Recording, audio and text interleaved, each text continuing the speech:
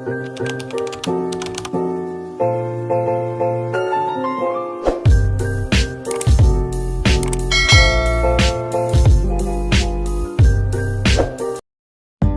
teman-teman, di video kali ini kita akan membahas mengenai pengertian dari titrimetri, prinsip titrimetri, perbedaan dari titrasi langsung dan tidak langsung, serta alat dan bahan apa saja yang digunakan dalam titrimetri.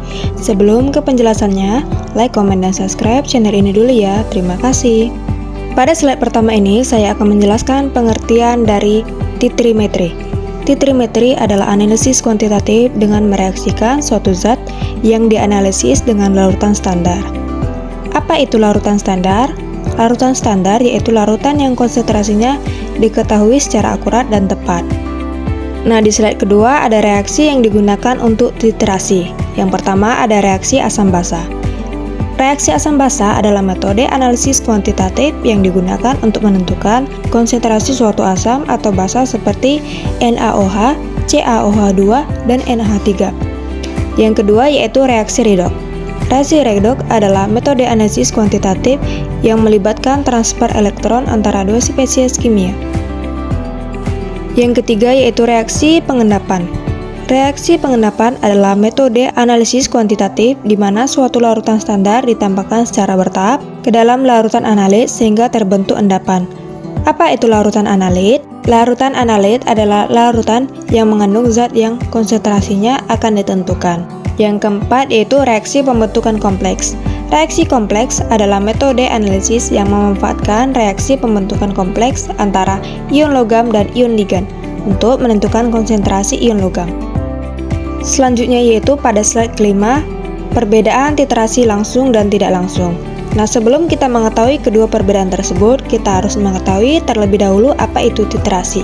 Titrasi adalah suatu teknik analisis kuantitatif yang digunakan untuk menentukan konsentrasi suatu zat yang tidak diketahui dengan cara mereaksikan zat dengan larutan standar yang konsentrasinya sudah diketahui secara tepat.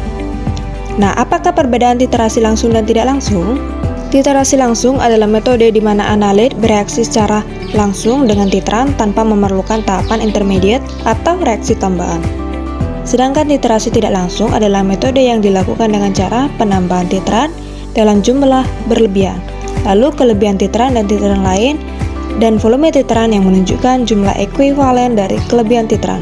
Dan slide terakhir adalah alat dan bahan apa saja yang digunakan pada titrimetri. Yang pertama yaitu pada alat. Adapun alat yang digunakan yaitu yang pertama ada buret, digunakan untuk mengukur volume cairan secara akurat.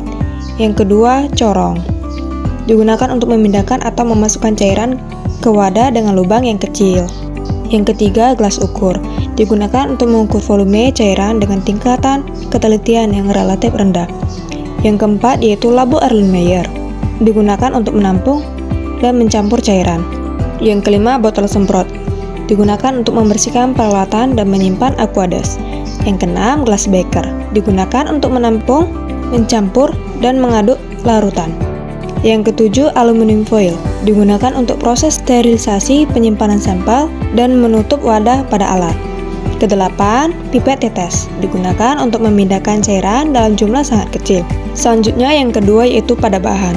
Bahan apa saja yang digunakan dalam titrimetri? Yang pertama ada H2SO4 sebanyak 10 ml, yang kedua indikator PP sebanyak 3 tetes, yang ketiga yaitu NaOH sebanyak 50 ml. Alat dan bahan yang dijelaskan tersebut adalah berdasarkan praktikum yang telah dilakukan. Sekian video penjelasan dari saya, kurang dan lebihnya saya mohon maaf, dan terima kasih untuk yang sudah menonton video ini teman-teman.